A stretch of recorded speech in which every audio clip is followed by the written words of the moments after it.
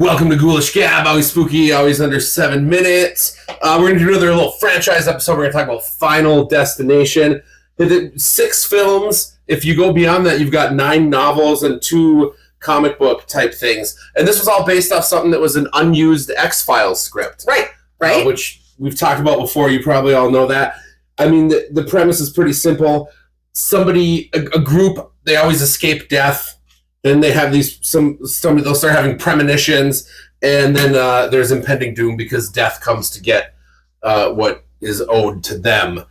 And I think it's worth noting that there are a lot of series out there that try to tie different sets of with the exception of a couple of carryovers, it's different groups of actors in every movie. And I feel like some franchises have tried to do that and tie them together. For as much as you may or may not like the Final Destination movies, I think they're one of the best at tying everything together in a nice little bow. I would also agree with that, too.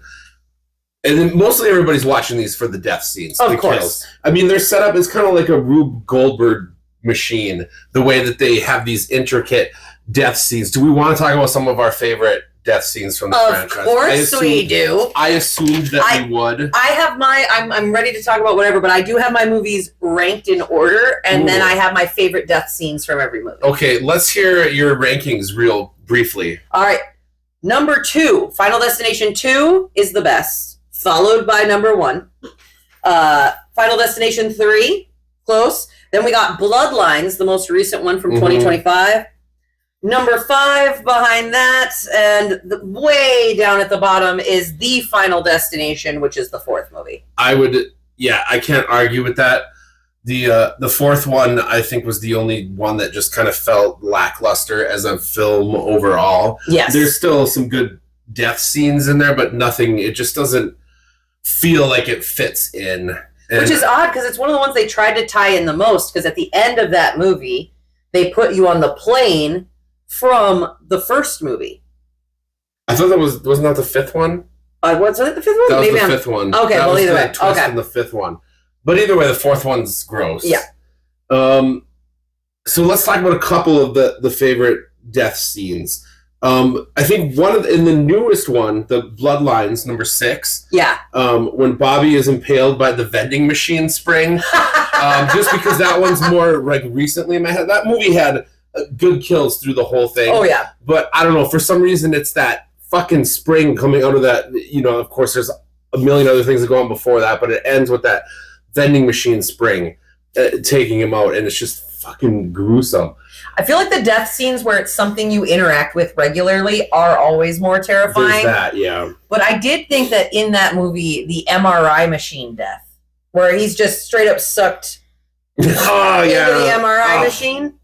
That's good too. Oh, yeah. Oh, they're all so good.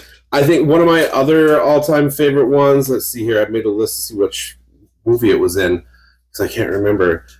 In the second movie, when Tim is crushed by the glass pane. Plate glass window! And it works even better because right before that, he's in the dentist's office, and you see all that stuff going on, and you think, okay, this is how it's going to end. But then he kind of gets out of that situation, and then that whole fucking plate glass falls on him, and in front of his mother, nonetheless. Yes. So it's like extra fucked up just because you didn't see.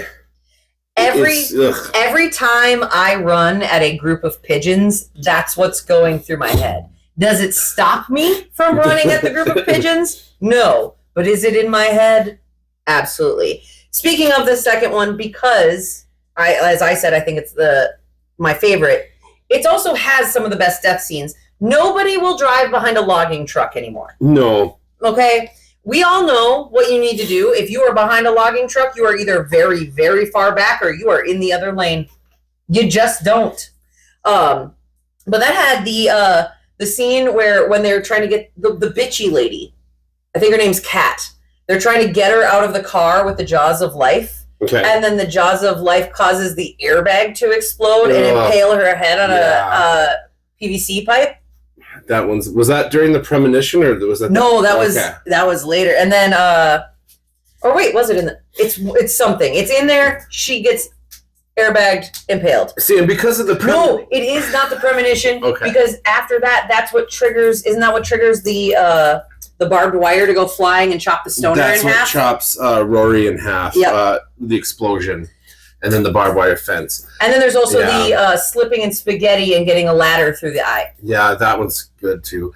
That's another good thing about these movies is you get 2 for 1 on the death because you have the whole premonition deaths, and then you get the actual ones. So like some of the characters you get to see get it twice. You see them get killed once before you know if you even like them. Especially when they're bitchy. You love it when they're bitchy. Like, yep. I also in the first one when Sean William Scott gets decapitated by the car wreckage under the train. Oh yeah. Sean William Scott's character was kind of dickish, so I enjoyed that. And then I was gonna say too in number 5 when Molly and Sam die in the airplane explosion, it just works out well because that's when you saw the twist that it was a prequel. Yes. So that's kind of an impactful death there. And then there's also the tanning booth ones that they do because they kill 2 people that way. Yeah. Yep. You get to see titties and death. And then my final one actually is from the third one too that I really, really like.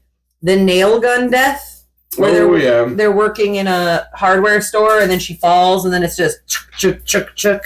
Ooh. Okay, but I got one more death scene though. And that's the Candace's gymnastic routine in number 5. Oh yeah. That actually might be one of the worst ones to watch. Just because of the effects. I'm pretty sure there's some CGI going on there, but it looks it's obviously a lot of CGI, but it looks really good. And I mean, she comes off that thing, she gets all twisted up, but also the sounds of the bones and her crunching.